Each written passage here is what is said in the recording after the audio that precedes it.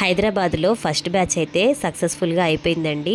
ఉన్న 40 మెంబర్స్లో ఒక 5 మెంబర్స్కి అయితే థర్డ్ సిట్టింగ్ పడింది. మిగతా వాళ్ళందరికీ సక్సెస్ఫుల్గా గన్ షాట్ అయితే వేసేసాను ఈరోజు. అసలు ఒక్కొక్కరికి గన్ షాట్లు వేస్తుంటే చాలా హ్యాపీగా ఫీల్ అయ్యారండి. కొంతమంది అయితే నన్ను డిన్నర్కి కూడా ఇన్వైట్ చేశారండి, కంపల్సరీ రావాలని చెప్పి. నాకు చాలా అంటే చాలా హ్యాపీ అనిపించింది. ఇంకా గుంటూరులో ఒక మేడంకి ట్రీట్మెంట్ అయిపోయిందండి. గన్ షాట్ కోసము నేను ఇటు వస్తున్నానని తెలిసి, అంటే వాళ్ళ రిలేటివ్స్ వాళ్ళ ఇంటికి వచ్చారనమాట.